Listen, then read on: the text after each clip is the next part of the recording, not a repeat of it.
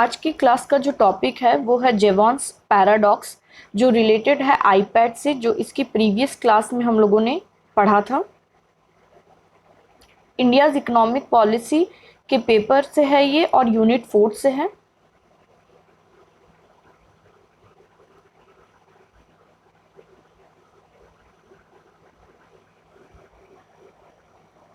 इस स्लाइड में आप देख सकते हैं कि एक कार्टून स्केप आपको दिखाया गया है जो कि इलस्ट्रेशन है बाय जूस्ट स्वेट। ये जेवॉन्स पैराडॉक्स को दर्शाता है कि अगर किसी भी रिसोर्सेस के यूज़ को एफिशिएंट बना दिया गया, फॉर एग्जांपल अगर हम पेट्रोल का यूज़ कर रहे हैं और तकनीकी विकास से या टेक्नोलॉजिकल एडवांसमेंट से हम पेट्रोल को ज़्यादा एफिशिएंटली यूज़ कर पा रहे हैं, या फॉर एग्जांपल इलेक्ट्रिसिटी का यूज़ हमने ज़्यादा एफिशिएंट बना दिया है, हम ज़्यादा कारगर तरीके से उसका इस्तेमाल कर पा रहे हैं। अब कम इस्तेमाल करके भी हम ज़्यादा कंजम्पशन कर पा रहे हैं, उपभोग कर पा रहे हैं, तो इसको कहते हैं इंक्रीज इन एफिशिएंसी।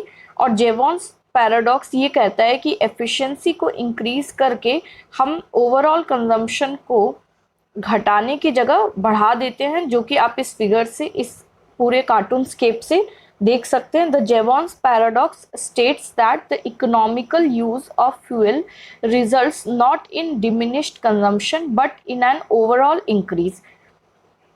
जब भी किसी नीति का निर्माण होता है, पॉलिसी बनाई जाती है कि किसी एक फ्यूल का, किसी एक ईंधन का जो उपभोग है उसको ज़्यादा एफिशिएंटली यूज़ करके उसके ओवरऑल कंजम्पशन या टोटल जितना भी कुल उपभोग हो रहा है उसको कम करने की कोशिश की जाती है। लेकिन जेवॉन्स पैराडॉक्स जो है, पैराडॉक्स मतलब जो हम कोशिश कर रहे हैं करने की, जस्ट उसके विपरीत अगर हमें चीज़ें अचीव हो रही हैं, तो पॉलिसी इसलिए बनाई जाती है कि फ्यूल को या ईंधन को ज़्यादा कारगर रूप से एफिशिएंटली यूज़ करके उसके कंजम्पशन को घटाया जाए। लेकिन जेवॉन्स पैराडॉक्स ये कहता है कि इसके विपरीत कंजम्पशन घटने की जगह कंजम्पशन ओवरऑल बढ़ जाती है। जैसा कि आप इसमें देख सकते हैं कार्टून स्केप में कि किस तरीके से अलग अलग जो लोग हैं वो ज़्यादा कंजम्पशन के लिए चेस कर रहे हैं।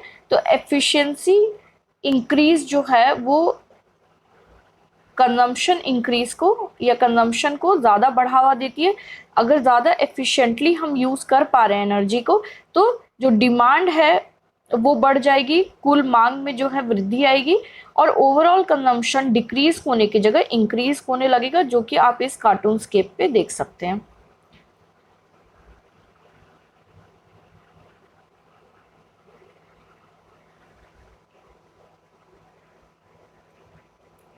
विलियम स्टैनली जेवॉन्स ने 1865 में ये बात रखी थी। उनके अपने शब्दों में अगर कहें तो it is a confusion of ideas to suppose that the economical use of fuel is equivalent to diminished consumption. The very contrary is the truth. William Jevons ने 1865 में ये बात रखी थी कि अगर हम किसी भी ईंधन का या फ्यूल का ज़्यादा कारगर रूप से इस्तेमाल कर रहे हैं तो इसे हम कहते हैं कि फ्यूल एफिशिएंसी जो है उसे हमने इंक्रीज कर दी।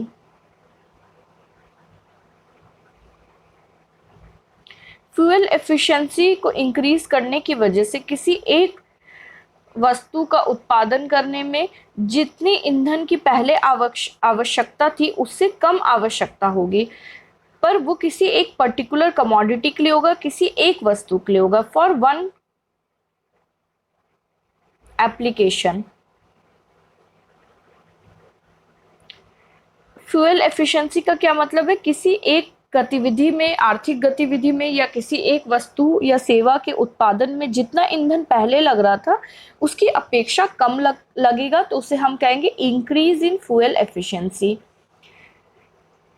इसकी वजह से ये माना जा रहा था 1865 से पहले कि फ्यूल एफिशिएंसी जो है वो कंजम्पशन को डिक्रीज कर देगी किसी एक पर्टिकुलर एरिया में, और इससे जो ओवरऑल कंजम्पशन है या टोटल कंजम्पशन जो है वो उसमें गिरावट आएगी। लेकिन इसके विपरीत जेवॉन्स ये बात रखते हैं कि एक पैराडॉक्स की तरह है और कंजम्पशन में गिरावट आने की जगह जो ओवरऑल कंजम्पशन है उसमें बढ़ोतरी देखने को मिलेगी, जो कि एम्पिरिकल एविडेंस के द्वारा भी उन्होंने साबित किया। और आगे चल के बहुत सारे अर्थशास्त्री ऐसे हुए जिन्होंने इनकी जो ये विचारधारा थी, जो इनके जेवॉन्स पैराडॉक्स था, उसके साथ सहमति जताई। अब हम इसका एक्सप्लेनेशन समझते हैं कि ऐसा कौन सा इंसिडेंट था या ऐसा कौन सा एम्पिरिकल एविडेंस था जिसकी सहायता से जेवॉन्स ने जेवॉन्स पैराडॉक्स का गठन किया था और इसकी बात रखी थी।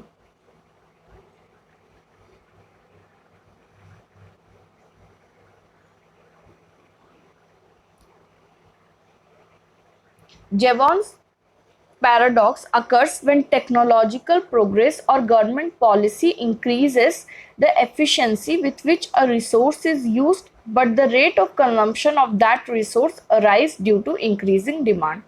जेवॉन्स पैराडॉक्स किस कंडीशन में होता है इसको पहले समझ लेते हैं।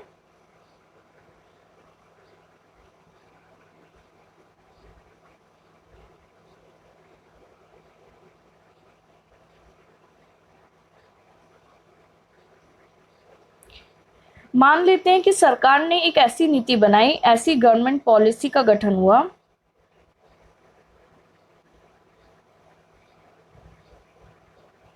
जो कि फ्यूल एफिशिएंसी को इंक्रीज करने के लिए बनाई गई।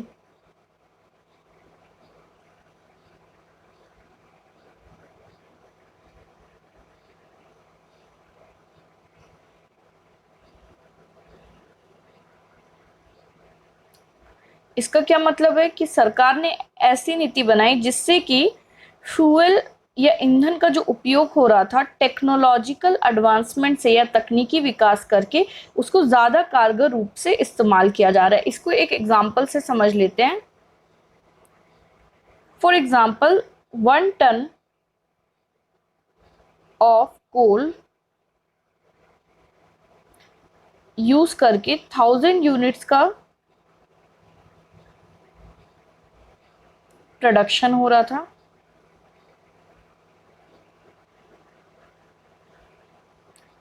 अगर फ्यूल एफिशिएंट है, कारगर है, तो 1 टन ऑफ कोल से अब हम 10,000 यूनिट्स का प्रोडक्शन कर सकते हैं।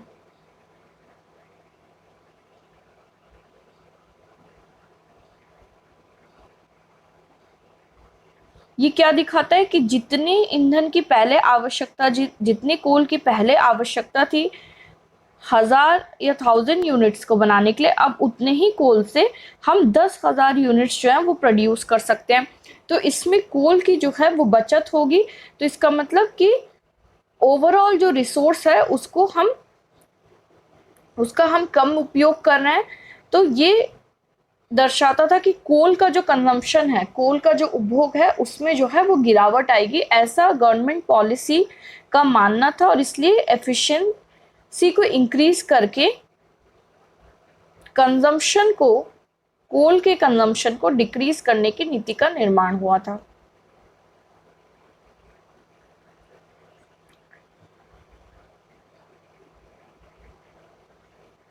जेवॉन्स क्या कहते हैं, अगर ऐसी किसी भी नीति का निर्माण हुआ है सरकार के द्वारा जो कि ईंधन की कार्य क्षमता को बढ़ाकर उसके उपभोग को कम करने की कोशिश करती है, तो यहीं पे जेवॉन्स पैराडॉक्स जो है वो देखने को मिलता है।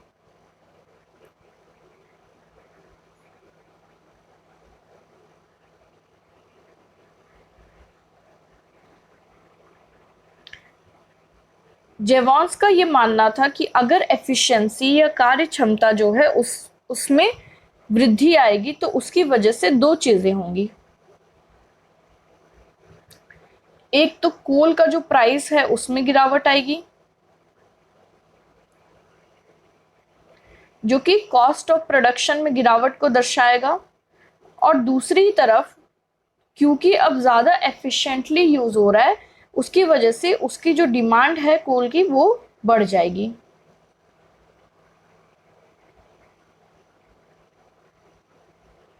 डिमांड ऑफ कोल अगर बढ़ेगा तो कंजम्पशन या उपभोग जो है कोल का वो बढ़ेगा।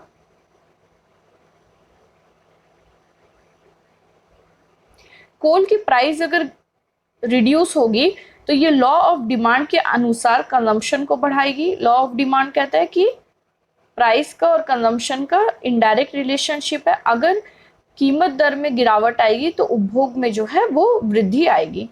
तो इन दोनों तरीकों से जेवॉन्स ने ये एक्सप्लेन किया कि किस तरीके से अगर किसी संसाधन के कार्य क्षमता को हम बढ़ाते हैं तकनीकी विकास के द्वारा, गवर्नमेंट पॉलिसीज के द्वारा, तो उसकी वजह से उसकी उपभोग जो उसका उपभोग हो रहा है उसमें कमी आने की जगह उसमें वृद्धि आती है। और उसके लिए उन्होंने दो रीजंस बताए, एक तो प्राइस के बढ़ने की बात, प्राइस के घटने की बात की, और दूसरी डिमांड के बढ़ने की बात की।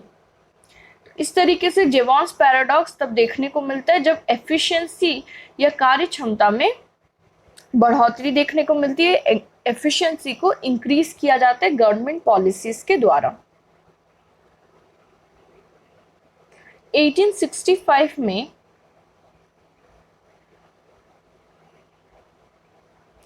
विलियम स्टैनले जेवॉन्स ने इस चीज को ऑब्जर्व किया था।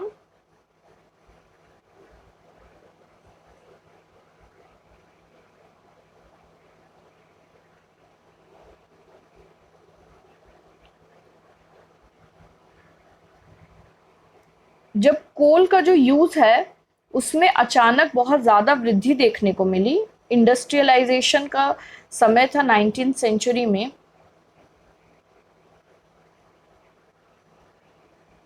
औद्योगिकरण का दौर चल रहा था 19th सेंचुरी, इंडस्ट्रियलाइजेशन।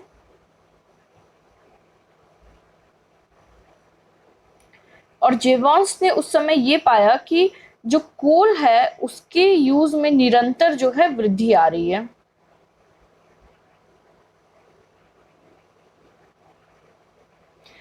कोल का जो यूज है लगातार जो है उसका जो उपभोग है वो बढ़ता ही चले जा रहा है, ऐसा जेवॉन्स ने 1865 में पाया। और उसके बाद ही उन्होंने जेवॉन्स पैराडॉक्स जो है उसको एस्टैब्लिश किया। इनकी जो ये मान्यता थी, ये बहुत सारे अदर मॉडर्न इकोनॉमिस्ट हैं उन्होंने भी इस चीज से सहमति जताई।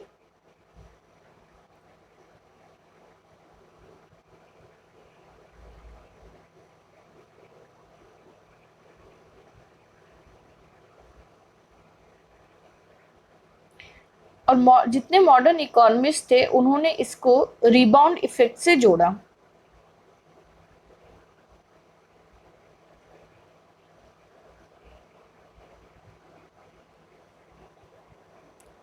रिबाउंड इफेक्ट क्या दर्शाता है कि अगर एफिशिएंसी को इंक्रीज किया जा रहा है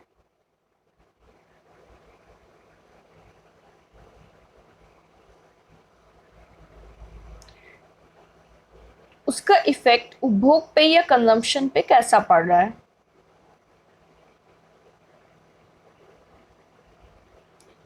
अगर एफिशिएंसी जिस दर से बढ़ रही है, अगर कंजम्पशन उससे ज़्यादा दर से बढ़ रहा है, जिसे हम कहेंगे rebound effect is greater than 100%।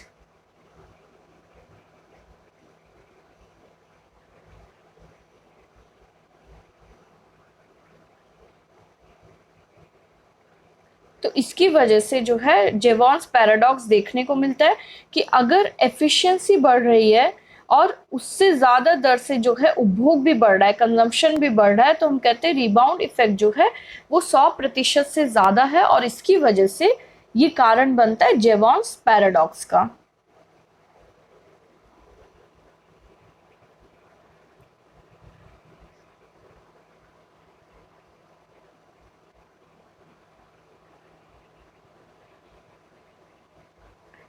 William Stanley जेवॉन्स ने अपनी किताब लिखी थी the coal question.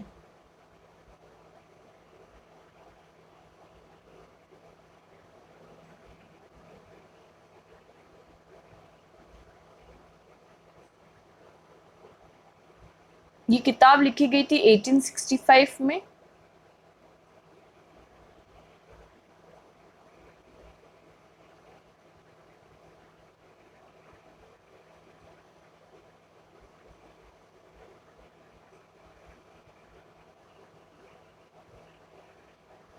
The coal question,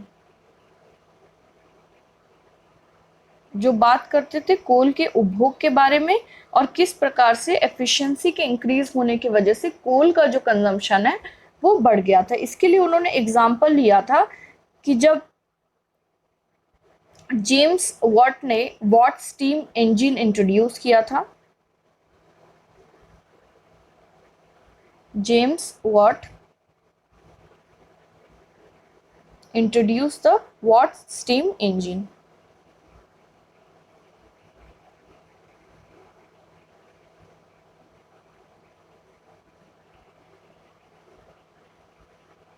इसके साथ जो कोल का इस्तेमाल किया जाता था स्टीम इंजन के लिए, उसकी जो कार्य क्षमता है वो बढ़ गई थी। या वॉट ने जो स्टीम इंजन बनाया था वो थॉमस न्यूकॉमन के जो अर्लियर डिज़ाइन था उससे ज़्यादा एफिशिएंट था।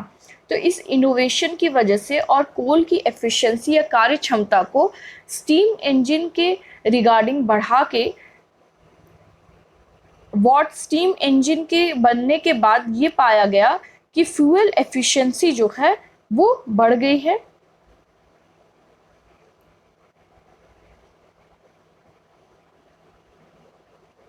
फ्यूल एफिशिएंसी जो कि कोल से रिलेटेड था इस संदर्भ में, जब वॉट स्टीम इंजन बना तो एफिशिएंसी के बढ़ने की वजह से अब पहले की अपेक्षा कम कोल की ज़रूरत पड़ती थी उतनी ही एनर्जी क्रिएट करने में, लेकिन इसके बावजूद भी कंजम्पशन जो है वो रिड्यूस होने की जगह, उपभोग में कमी आने की जगह उपभोग जो है वो कोल का निरंतर बढ़ने लगा। The coal consumption gradually increased. ऐसा जेवॉन्स ने 1865 में पाया था। At that time, many in Britain worried that coal reserves were rapidly dwindling, but some experts stated that improving technology would reduce coal consumption. उस समय ब्रिटेन में ये पाया गया कि धीरे धीरे जो कोल है वो धीरे धीरे रिड्यूस हो रहा है और ख़त्म भी हो सकता है। उस समय कुछ एक्सपर्ट्स ने ये कहा कि नहीं, ये जो कोल एफिशिएंसी बढ़ी है उसकी वजह से आगे चल के जो कोल का कंजम्पशन है उसमें गिरावट देखने को मिलेगी, पर ऐसा हुआ नहीं। और इसके विपरीत जैसा कि जेवॉन्स का मानना था, कोल का कंजम्पशन जो है वो निरंतर बढ़ता चला गया।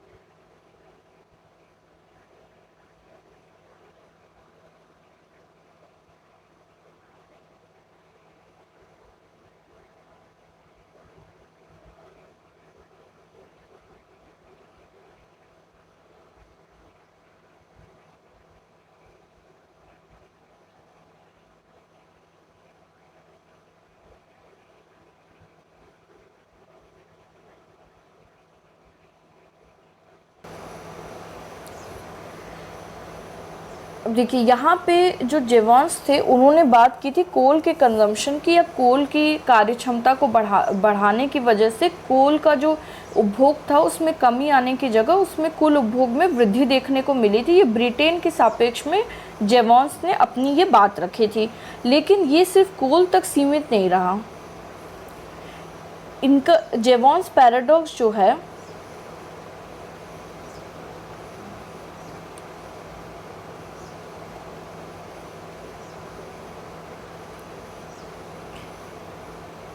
ये कोल के अलावा बाकी संसाधनों के लिए भी इसी तरह से लागू किया गया। इसमें एक एग्जाम्पल जो है वो आप ले सकते हैं वाटर यूज़ का।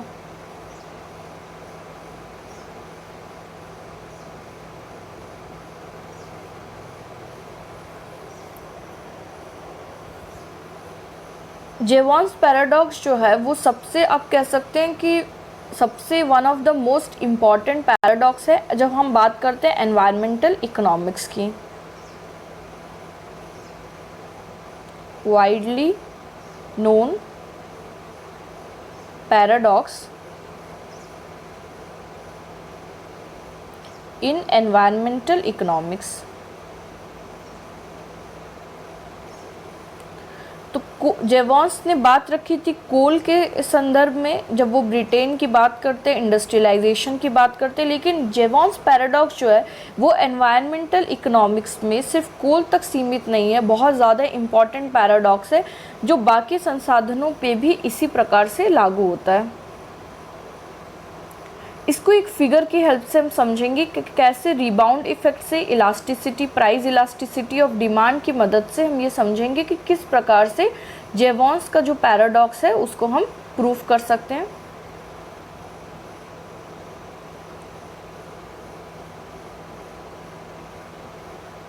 एक्स एक्सिस पे हमने लिया है ट्रैवल टाइम,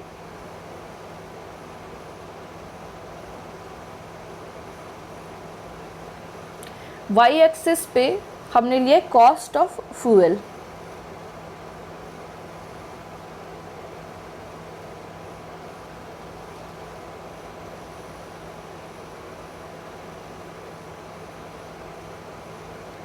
कर्व जो है आपका डाउनवर्ड स्लोपिंग है। अब आप देखिए कि अगर एफिशिएंसी को बढ़ाया जाएगा तो जो कॉस्ट है उसमें कमी आएगी, प्राइस में गिरावट आएगी, और उसके साथ ही जो ट्रैवल टाइम है उसमें इंक्रीज आपको देखने को मिलेगा। तो इसमें आप देख रहे हैं कि 20%, ये फिगर थोड़ा ज़्यादा अच्छे से एक बार ड्रॉ कर लेते हैं सही तरीके से। इसका स्लोप जो है वो कुछ इस तरीके से होगा। तो ट्रैवल टाइम जो है वो ज़्यादा आपको इंक्रीज दिखेगा। तो स्लोप ये का जो इसका जो ढलान है इस वक्र का, वो डिसाइड करेगा कि रिबाउंड इफेक्ट कैसे होगा। जैसे कि पहले ढलान में आप देख सकते हैं कि जो इंक्रीज हुआ है वो ज़्यादा नहीं है, लेकिन अगर ढलान इस प्रकार से है, इसको हम कह देते हैं E1, इसे कहते हैं E2। अगर E2 की तरह है तो रिबाउंड इफेक्ट जो है वो अपेक्षाकृत आपको ज़्यादा देखने को मिलेगा, अगर E1 पे है तो कम देखने को मिलेगा।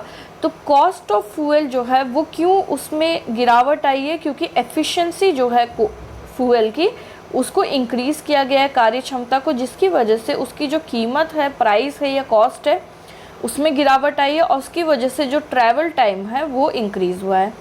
ये एग्जाम्पल लिया गया। फॉर एग्जाम्पल अगर आप कार चलाते हैं, आपके पास कोई ऐसा व्हीकल है जिसमें आप फॉर एग्जाम्पल पेट्रोल का इस्तेमाल करते हैं, अगर पेट्रोल की एफिशिएंसी या कार क्षमता जो है उसको बढ़ा दी गई तकनीकी विकास से, तो उसकी जो प्राइस है उसमें गिरावट देखने को मिल सकती है। ये एक एज्यूम्ड कॉन्सेप्ट है।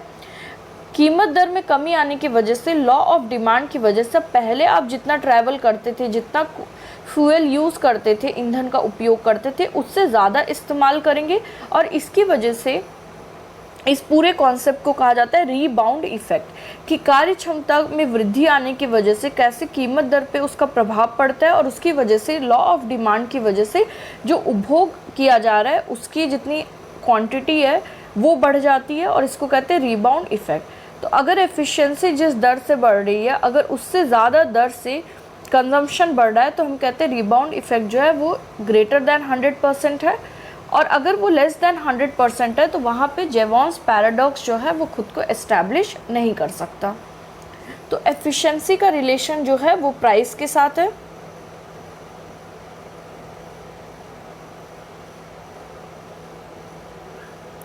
और प्राइस का जो सीधा संबंध है लॉ ऑफ डिमांड की वजह से वो कंजम्पशन के साथ है।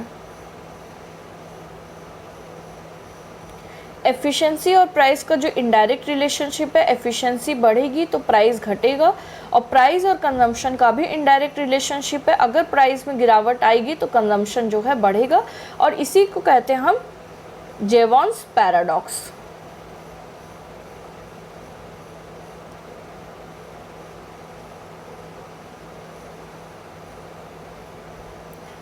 एफिशिएंसी के बढ़ने की वजह से मूल उद्देश्य क्या था कि कुल उपभोग में कमी को लाना, क्योंकि एफिशिएंसी के बढ़ने की वजह से जितना पहले इस्तेमाल किया जा रहा था फ्यूल, उससे कम इस्तेमाल से हम उतना ही उत्पादन कर सकते हैं।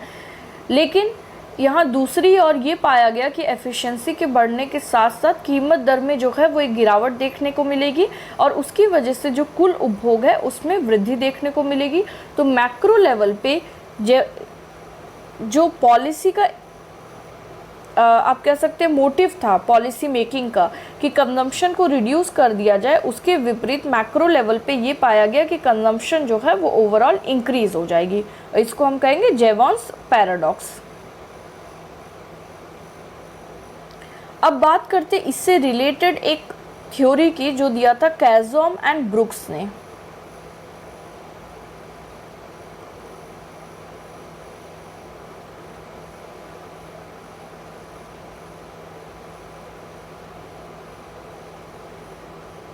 जिसे कहते हैं कैज़ॉम, डबल जेड है यहाँ पे, कैज़ॉम ब्रुक्स पोस्टुलेट।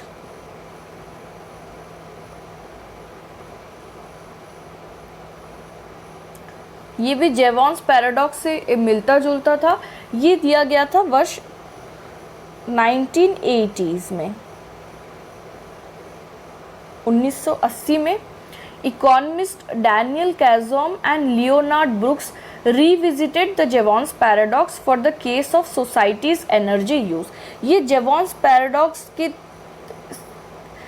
के ऊपर बेस था इनका जो पोस्टुलेट था और ये एनर्जी यूज से रिलेटेड था।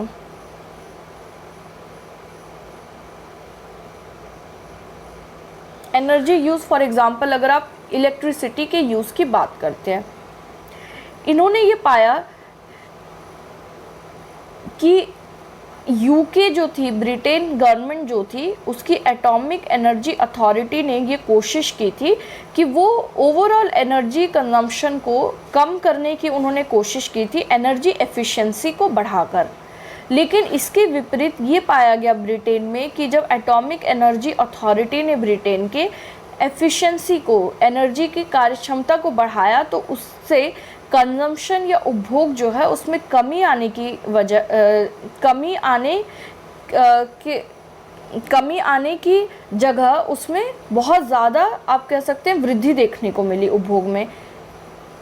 ये एग्जाम्पल लिया गया है यूके एटॉमिक एनर्जी अथॉरिटी का।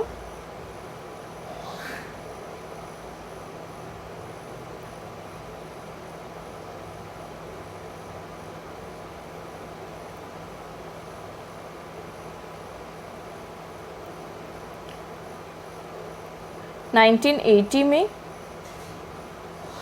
ब्रिटेन की जो ये अथॉरिटी थी, एटॉमिक एनर्जी अथॉरिटी, इन्होंने कोशिश की थी कि ये एनर्जी एफिशिएंसी को बढ़ा दें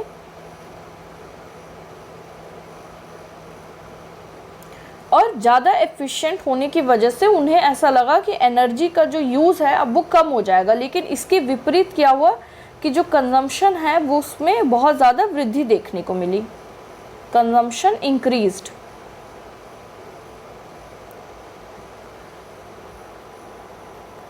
तो ये जेवॉन्स पैराडॉक्स के साथ इन्होंने अपनी सहमति दिखाई और एम्पेरिकली ये प्रूफ किया कि अगर एनर्जी एफिशिएंसी को बढ़ाया जाता है तो उसका जो नतीजा है वो क्या होता है, कुल उपभोग में जो है वृद्धि देखने को मिलती है। इसी प्रकार से 1992 में हैरी सॉन्डर्स ने, ये भी एक अर्थशास्त्री हैं, हैरी सॉन्डर्स,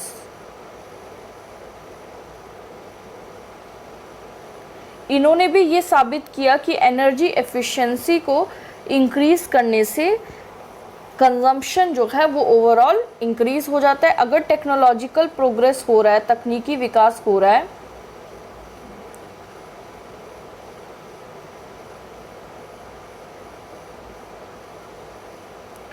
तो इसके साथ साथ एफिशिएंसी जो है वो इंक्रीज़ होती है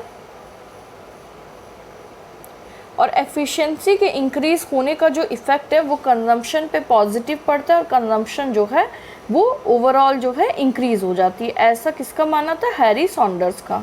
इसी प्रकार से अन्य इकोनॉमिस्ट भी हैं जिन्होंने अपनी ये बात रखी कि माइक्रो इकोनॉमिक लेवल पे तो एफिशिएंसी को बढ़ाकर हम कंजम्पशन को कम कर सकते हैं। इसको हम समझते हैं कि for example there is a factory X, अगर एफिशिएंसी इंक्रीज़ हुई है तो पहले जितना, फॉर एग्जांपल हम कोल की अगर बात करें, थर्मल पावर प्लांट है, तो एक्स फैक्ट्री में पहले जितना कोल का उपभोग होता था, अब उससे माइक्रो लेवल की अगर बात करें तो उससे कम कोल का कंजम्पशन करके हम उतना ही यूनिट प्रोड्यूस कर सकते हैं। लेकिन मार्केट में क्योंकि डिमांड जो है वो लगातार बढ़ रही है, इसकी वजह से जो कोल का अब एफिशिएंट होने की वजह से कोल का जो प्राइस है उसमें भी गिरावट देखने को मिलेगी। तो एक्स फैक्ट्री जो है वो अब कोल के डिक्रीज्ड प्राइस लेवल की वजह से और डिमांड के बढ़ने की वजह से अब वो ज़्यादा प्रोडक्शन करेगी और ज़्यादा कोल का उपभोग करेगी।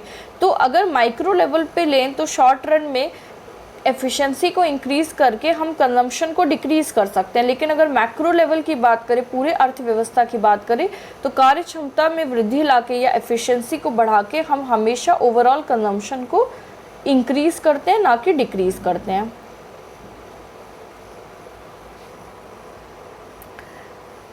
तब ये क्वेश्चन आता है कि अगर इस तरीके से एफिशिएंसी को बढ़ा के अगर सरकारें जो हैं वो उपभोग को कम नहीं कर पा रही हैं तो इसका सल्यूशन क्या है।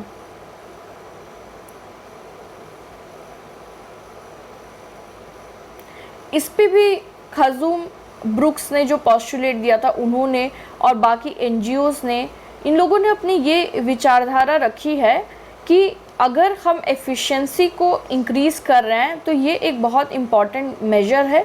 इससे माइक्रो लेवल पे या किसी एक पर्टिकुलर कमोडिटी के प्रोडक्शन में हम कंजम्पशन को रिड्यूस कर सकते हैं। लेकिन उसके साथ साथ जो कंजम्पशन में हम इंक्रीज़ देखते हैं उसको रिड्यूस करने के लिए हमें इस तरीके की पॉलिसी बनानी है जो एफिशिएंसी को इंक्रीज़ करने के साथ साथ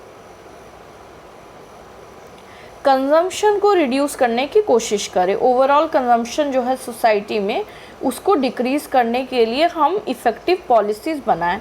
मतलब सल्यूशन ये है कि इनडायरेक्टली किसी भी पॉलिसी से एफिशिएंसी को इंक्रीज़ करके हम कंजम्पशन को कम नहीं कर सकते।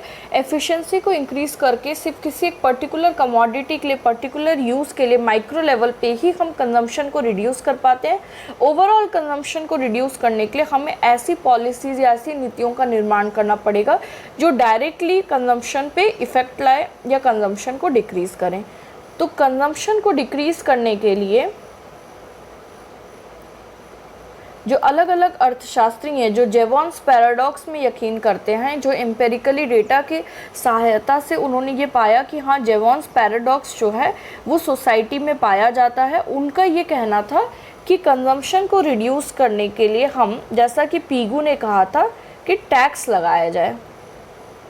जो उपभोग हो रहा है या जो पर्यावरण पे दुष्प्रभाव पड़ रहा है उसके लिए एक प्रकार का टैक्स लगाया जाए, जिसमें एग्जाम्पल हम ले सकते हैं पीगुवियन टैक्स का जो पीगू के द्वारा दिया गया था। अगर किसी प्रकार का कर लगता है उपभोग में, या कैप एंड ट्रेड जो कि हम डिटेल में पढ़ेंगे आगे, कैप एंड ट्रेड की बात करें जो कहते हैं कि कितनी लिमिटेशन है पोल्यूशन की और उसके बाद आपको ट्रेड करना पड़ेगा या पोल्यूशन को खरीदना पड़ेगा, जिसकी वजह से आपको एक प्रकार का इनडायरेक्ट टैक्स जो है या कर जो है वो उसका भुगतान करना पड़ेगा, पे करना पड़ेगा। तो सल्यूशन इसका दिया गया कि अगर कर लगाया जाए तो ये कर जो है ये कारगर होगा ओवरऑल उपभोग को या कंजम्पशन को डिक्रीज़ करने के लिए। इस पे इसी बात से सहमति दिखाते हुए ecological economist Mathis Wackernagel and William Rees ने भी यही बात सामने रखी। Mathis Wackernagel and William Reece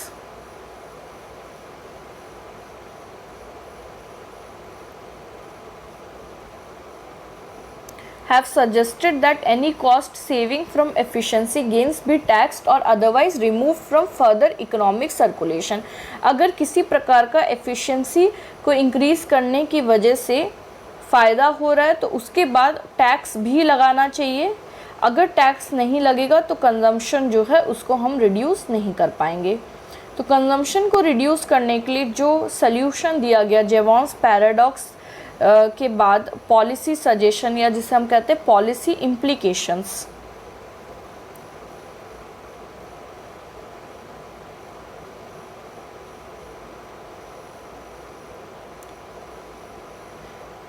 policy implications में दो चीज़ें इंपॉर्टेंट जो आप हाईलाइट कर सकते हैं। जेवॉन्स पैराडॉक्स आया था आईपैड के जवाब में। आईपैड कहता था कि टेक्नोलॉजी को इंक्रीज़ करके हम एफिशिएंसी जो है उसे बढ़ा के कंजम्पशन को, ओवरऑल कंजम्पशन को, कुल उपभोग को रिड्यूस कर सकते हैं। तो पॉलिसी इम्प्लीकेशन क्या है, जो आईपैड का सल्यूशन था कि टेक्नोलॉजी या तकनीकी विकास से हम कंजम्पशन जो है रिसोर्सेज का उसको रिड्यूस कर सकते हैं, उसको जेवॉन्स पैराडॉक्स ने गलत माना क्योंकि वास्तविकता में ऐसा पाया नहीं गया। दूसरी पॉलिसी इम्प्लीकेशन जो है वो ये है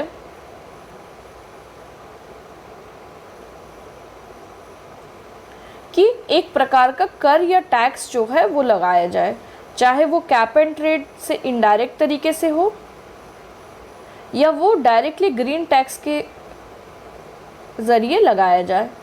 तो पॉलिसी इम्प्लीकेशन क्या है कि अगर पॉलिसीज़ बन रही एनवायरनमेंट से, पर्यावरण से रिलेटेड, अगर हम नीतियों का निर्माण कर रहे हैं, पॉलिसीज़ बना रहे हैं, तो वो पॉलिसी कारगर तब होगी ओवरऑल कंजम्पशन की। जब हम बात करें कंजम्पशन ऑफ रिसोर्सेज की बात कर रहे हैं, तो उसको घटाने में पॉलिसी या नीति कारगर तब होगी जब किसी प्रकार का कर लगेगा, चाहे वो कर डायरेक्ट लगे ग्रीन टैक्स के रूप में या इनडायरेक्टली कैप एंड ट्रेड के रूप में लगे। ये था पॉलिसी इम्प्लीकेशंस ऑफ जेवॉन्स पैराडॉक्स। इसी के साथ आज का लेक्चर हम जो है वाइंड अप करेंगे। अगर आप लोगों को कोई डाउट है तो आप पूछ सकते हैं।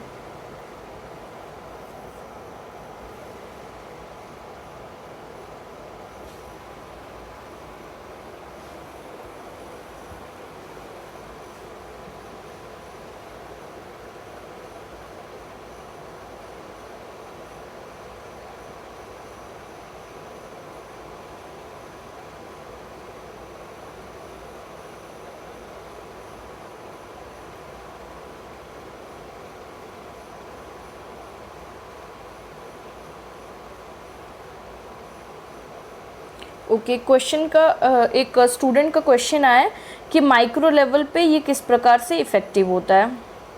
माइक्रो का मतलब क्या है, वन इंडिविजुअल यूनिट की हम बात करें।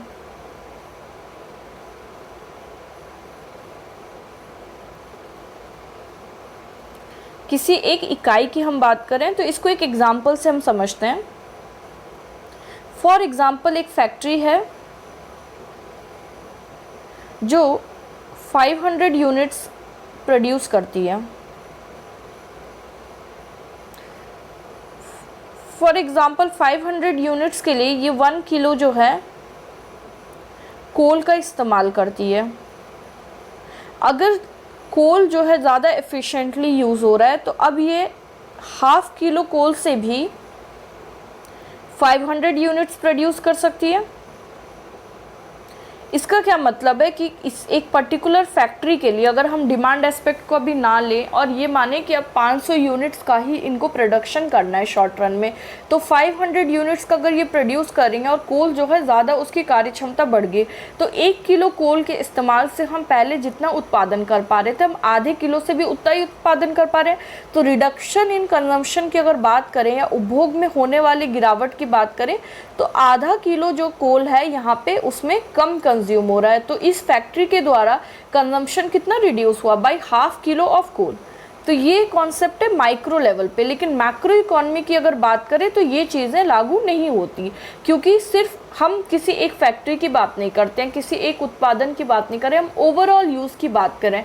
तो जब भी एफिशिएंसी बढ़ती है तो उसका जो कॉस्ट है यूज़ का वो धीरे धीरे घटता है। और क्योंकि इकोनॉमिक ग्रोथ जो है वो मेन एजेंडा है किसी भी अर्थव्यवस्था का, तो मैक्रो लेवल पे क्योंकि इकोनॉमिक ग्रोथ बढ़ता ही जाता है, उसकी वजह से अगर एफिशिएंटली कोई चीज़ यूज़ हो रही है तो उसको जहाँ पे ये आधा किलो यहाँ कम यूज़ हुआ है, इसी ½ किलो को किसी और जगह यूज़ करके फिर से कंजम्पशन को जो है वो बढ़ा दिया जाएगा।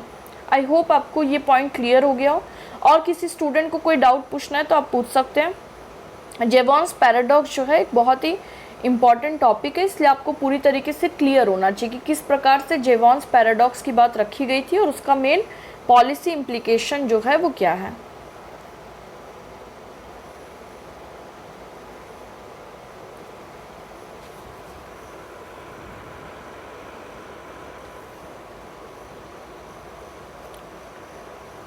और किसी स्टूडेंट को कोई डाउट पूछना है तो आप पूछ सकते हैं, अभी हम लोग के पास 7 मिनट है। अगर आप लोग को डाउट नहीं है तो आप लोग टाइप कर सकते हैं, हम क्लास को एंड कर देंगे।